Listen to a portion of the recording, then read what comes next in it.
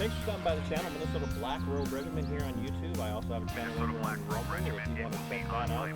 We've got a lot of different kind of content over there. A lot of the same, but focusing on some topics that aren't quite safe to talk about here on YouTube. So what is TC doing out here today in the middle of apparently nowhere? Well, I'm at the Spring Valley composting site. Only these items are allowed. You can see that, what they allow and what they don't allow. And absolutely nothing else. Failure, can you see that? Failure to comply will result in this site being closed permanently. Questions, call 507-346-2992. Thank you for your cooperation. So let's break this down. Spring Valley is a municipality. Spring Valley is a city, if you will, in the People's State of Marxisota, which means that Spring Valley is, for lack of better terminology, the most local form of the state, the city-state, the municipal state that you can get. The people of Spring Valley, we are the government. The people of the city of Spring Valley, the public sector employees, and those who are elected public servants and appointed public servants work for we the people, right? And so that means we, if you will, and I'm going to turn this real quick, if you will, we work, or we pay, if you will, we pay for what happens out here. That means the employees of the city of Spring Valley who are responsible and charged with maintaining this property, making sure that composting is happening, that the brush is being burned, because we refer to this euphemistically as the brush dump. If we're being reasonable, we pay for this. We pay their salaries. And I'm not telling you to run out there and tell people, hey, you work for me. Not a good way to approach a public sector servant, if you will. But we do. We pay for this. This is our tax dollars funding this, providing this. That provided pavement, provided the concrete that was poured to make the partitions back there, paid for the materials to make this sign. So then the city-state sets this arbitrary set of rules. We know what they are here: leaves, brush, grass, and garden clippings. Those rules, which are all common sense. I don't need the state to tell me what belongs in a brush dump. I don't need the state to tell me what belongs in composting. I don't need the state to tell me that. I don't have a set of rules at home handed to me by the city-state to tell me what to put in my little composting pile. Now, I should be careful because they may determine that it's probably the right thing for them to do. That being said, I just don't have that. I don't need it. So it's some common sense, right? This is how we all live our lives, right? We all live our lives as anarcho-capitalists on a daily basis. We all live our lives as agorists on a daily basis. Most of us are into agorism, even though we don't, agorism, if you will. If we don't recognize it, we still do. Now, they're telling you will follow our rules, you will comply with our laws, our governance, you will comply with these things or else. See, the state loves to do that. The state loves to give you statutes and ordinances and codes and rules and regulations without ever asking you whether or not any of those things are reasonable in your mind. The state asks you those, gives you those things, doesn't ask you, tells you, you will do this or else. They love to tell you to comply, right? We hear it all the time. Just comply, just comply, just comply. You hear it constantly if you watch First and Second Amendment auditing videos. Police will come up and they'll ask for identification. Just comply and this will all be over. Just comply. Just comply, okay? Just here's the deal, just comply. But who are they to tell us what we can and cannot do out here? Why? Because we elected them? We saw that they were appointed by people who were elected? What's the deal with that? Why do they get to determine what's okay for us to do and what's not okay for us to do? Because we let them? But here's something else that's a little bit more, if you will, staggering. Please report any suspicious activity to the Fillmore County Sheriff's Office at 507-346-2700. Now ask yourselves, where did that start? Because for most of you, it's been a couple of decades. Some of you haven't even been alive that long. Some of you have only been alive that long. Some of you have been alive long enough to not really notice the change. But this report suspicious activity thing, this goes back to September 11th, 2001, 22 years ago almost. On September 11th, 2001, some very, very bad people did some very, very bad stuff. And that's not an Ilhan Omar quote. If you don't know the full story behind September 11th and who all knew it was coming and what they did or did not do about it, you should dig into it. It's a great history, spelunking, if you will. But an act of terror was committed against the United States in New York and Washington, D.C., Shanksville, Pennsylvania, right? But several days after September 11th, 2001, the Manhattan Transit Authority, the MTA, because we like our three-letter agencies, the MTA, the RTA, the FBI, the DEA, the CIA, the BCA, the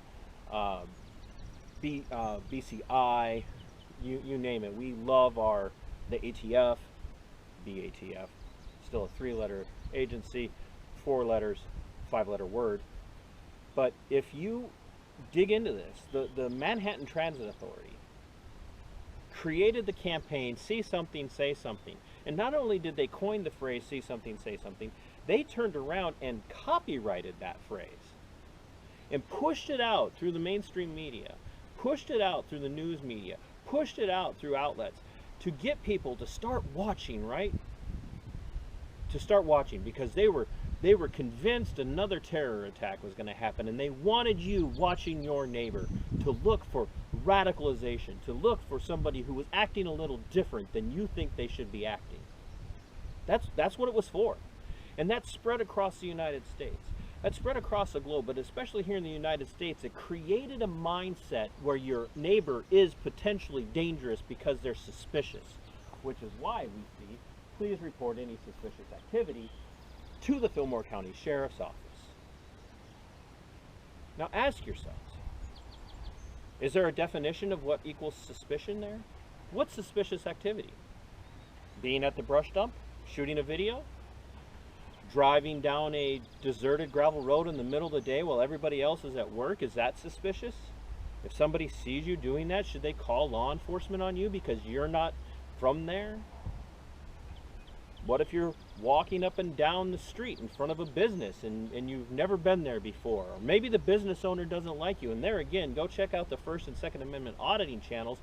They will show you that law enforcement uses this phrase, oh, that's suspicious. We've got a call about suspicious behavior. We got a call about suspicious activity. That's relatively new in the lexicon of statist control, or statism.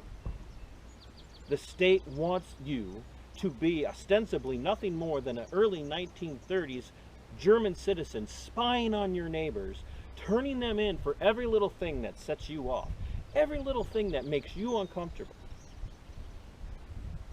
What they want you to do is watch and look and find something that your neighbor's doing that you don't like, that somebody in your town is doing that you don't like, or somebody on the road is doing something that you don't like, and then they want you to pick up that phone, and they want you to call, and they want you to turn those people in for no other reason than you didn't know what they were doing.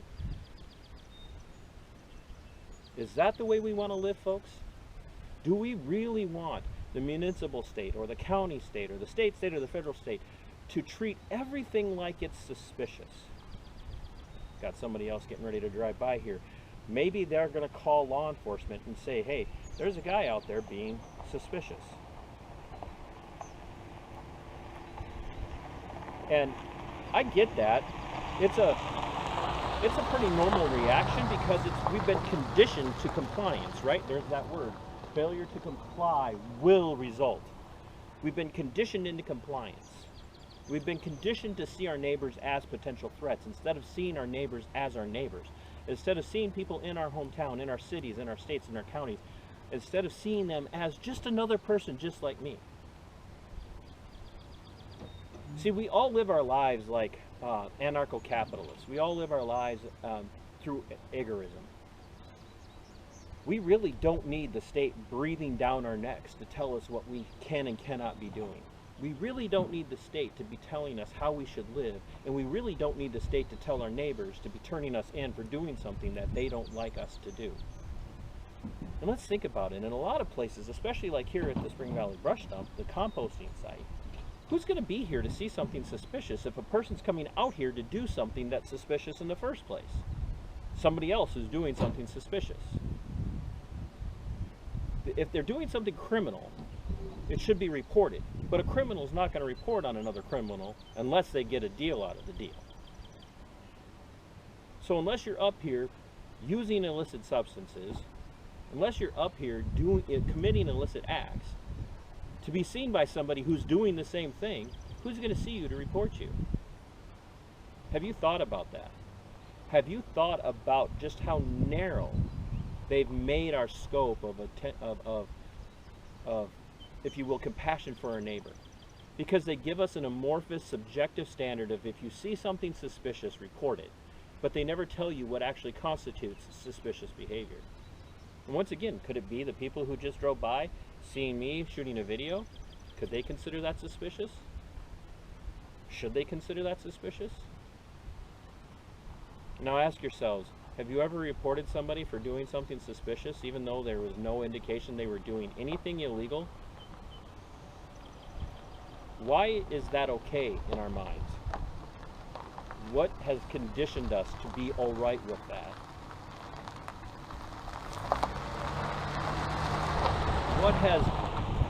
People are so nice here, and this is I'm pretty sure this is never going to happen, but it could, right? It could.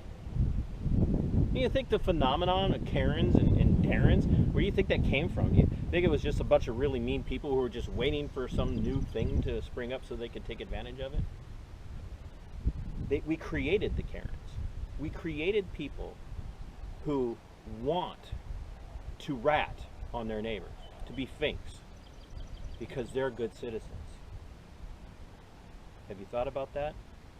I don't think most of us have. So until next time, my friends, make sure you head over to my Subscribestar, Minnesota Black Robe Regiment podcast. Pick a level of support there. If you like this video, hit the like, hit the share, hit the super thanks or the super chat.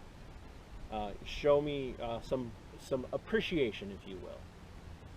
And think about this. If this can happen in a city the size of Spring Valley, 2,600 people, once again, largest city in this county, in probably one of the poorest, if not the poorest county in the state. If that can happen here, what about major metro areas? And would you be one of those that would be willing to do something? Fight for your liberty, it is yours. Fight for your freedom, it belongs to you. And until next time, 6 Semper. On my mark.